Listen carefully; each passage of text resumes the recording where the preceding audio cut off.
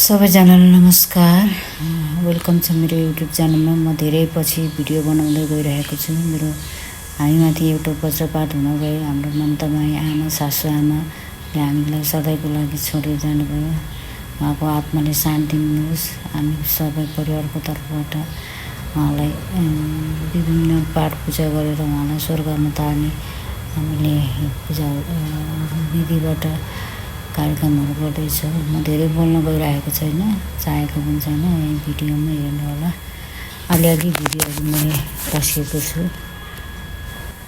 7 दिनको टुण्डा हानेको छ। आज 7 दिन भएको छ।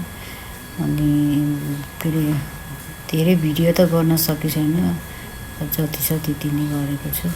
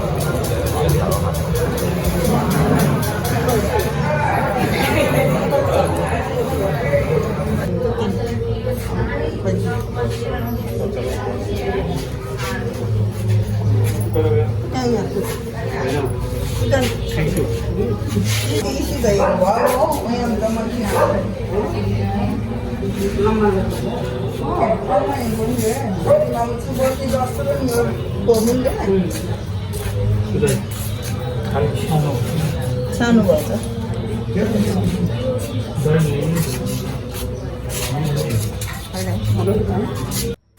अहिले हामी रामघाट गुम्बामै छौँ। अनि क्रिया पनि त्यहीँ बसेका छौँ।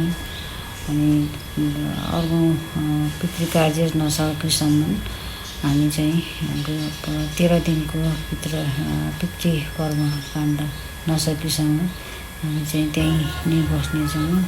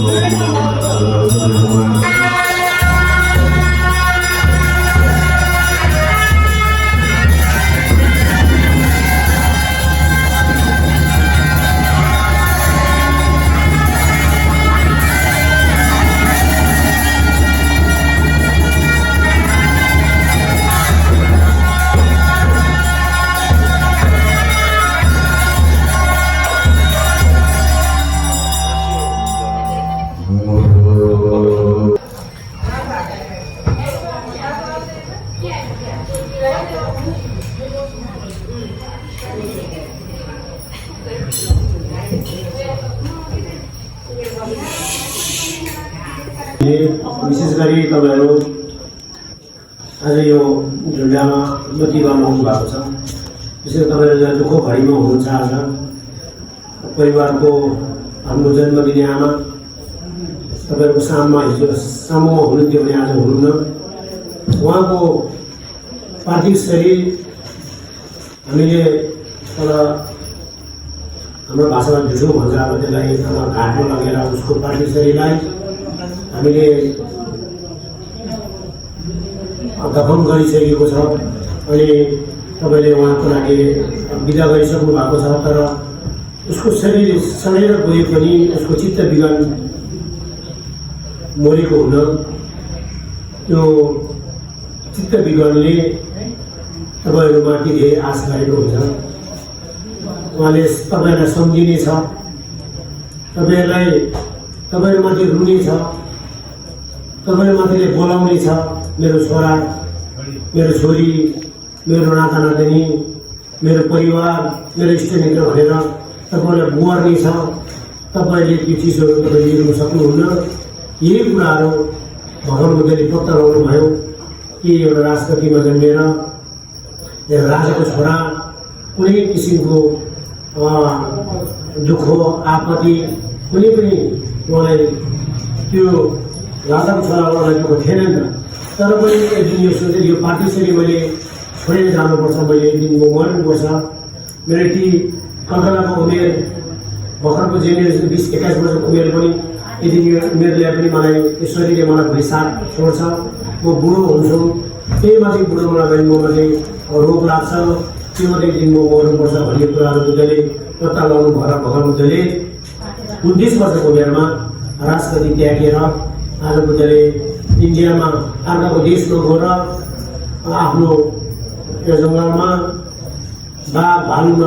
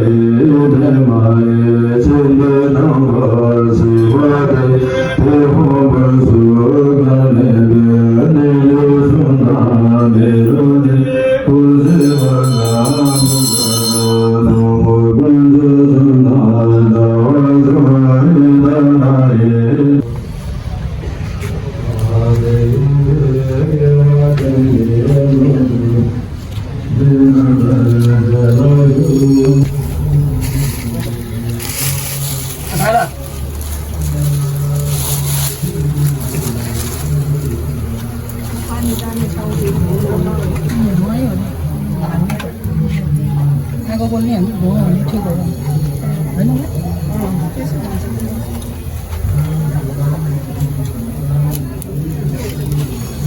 अनि नगर सुरु हो र आरो चाहिँ दाइतो को ब्लकले भने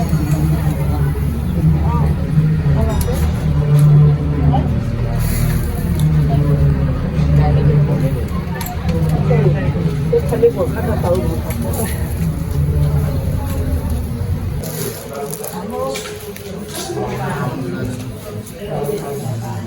खाना नहोला नलाउँ है टिका लगाएको छैन नि आशीले पुगाएको छैन ओ खाम मात्र किने यो फोटो उठाएर हुन्छ बाबु त्यो खाम मात्र ज्यादै